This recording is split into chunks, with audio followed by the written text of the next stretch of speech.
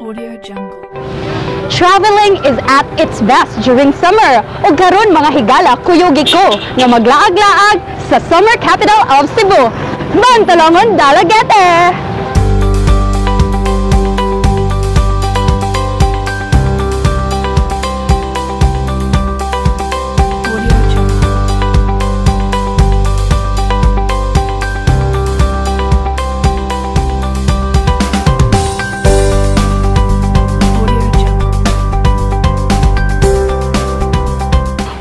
Sa mga nanguryoso kung unsaon yun pagato sa Mantalongon, Dalagete, atong pangutanon si Kuya Eric, usa ka habal-habal driver. So, mayong buntag diha Kuya Eric. May buntag pod. Kanang Kuya, unsa man gyud kanang agianan dito sa Mantalongon, maayo ra? Mayroon pagkaagi. Dayon pila man puy kanang plite dito Kuya padung saka? 50 ang ulo, 50 ang head. Dayon pila man pud ka minuto Kuya biyahe gikan diri sa poblasyon padung sa Mantalongon? 15. Dool ra day kayo Kuya.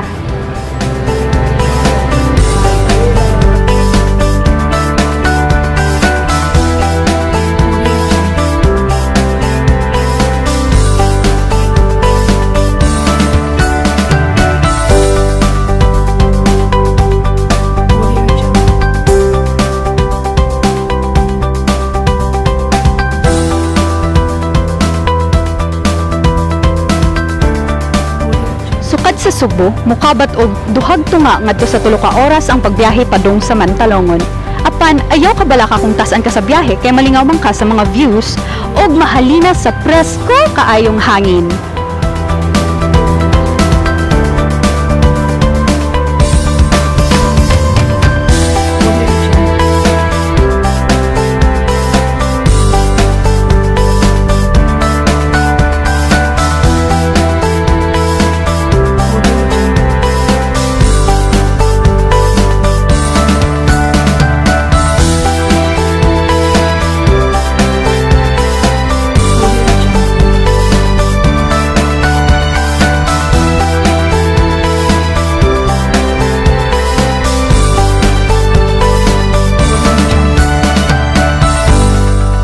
Mga higala ug before ta moabot sa proper Mantalongon, mas maayo nga mag-picture ta dinhi sa Tramline!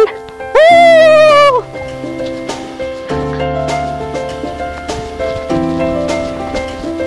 Woo! Wow! Mga higala, mas maayo gyud no nga mag-picture ta kauban ang atong bungtod diri sa Mantalongon, isip background nato. Nindot kayo siya pang cover photo, promise, I swear.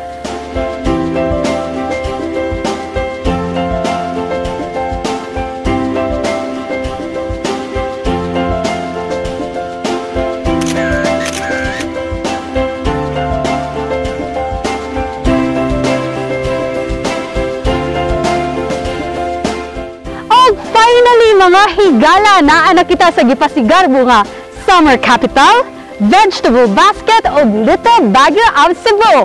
Welcome to Mantalongon, Dalagete.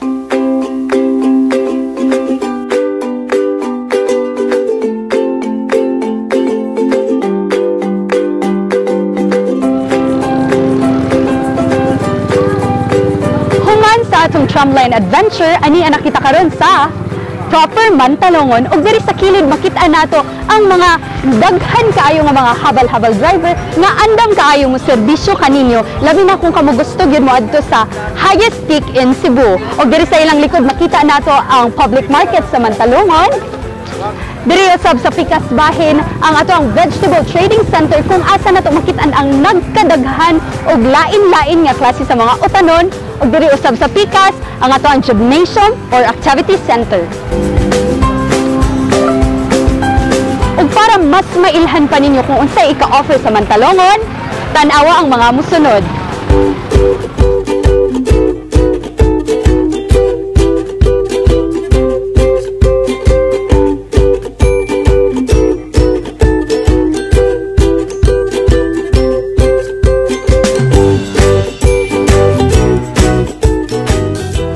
Ang temperatura sa Mantalongon kay nagduwa sa 18 to 25 degrees Celsius nga nahimong rason para mahimo kini nga summer capital sa Cebu. Dugang niini, kanunay nga giputos sa fog o gabon ang maong barangay, maong gibantog usab ning Little Baguio.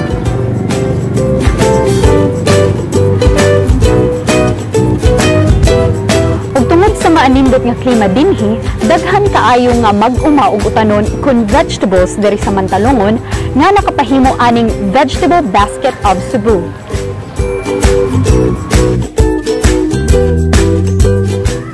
Kanina ato nang nahisgutan ang mga produkto dinhi sa Mantalongon ug karon atong adtuon ang pinakasikat nga destinasyon dinhi, ang Osmeña Peak.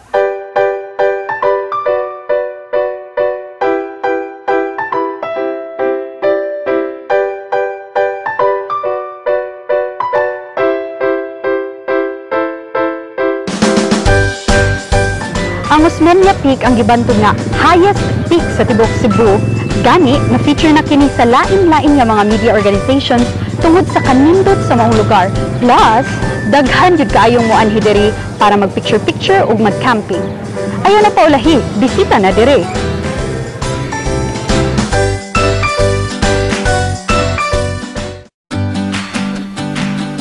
Hinaot paunta nalingaw ug naa ka may nakatunan sa atong pag-uban-uban karon. Ayaw kalimti, i-like ug i-follow ang atong page sa www.facebook.com/allmantalongon or pwede na kayo ninyo i-search ang Mantalongon Dalagete Cebu. Kini si Lorraine Mitzi Ambrad og mabuhi Mantalongon!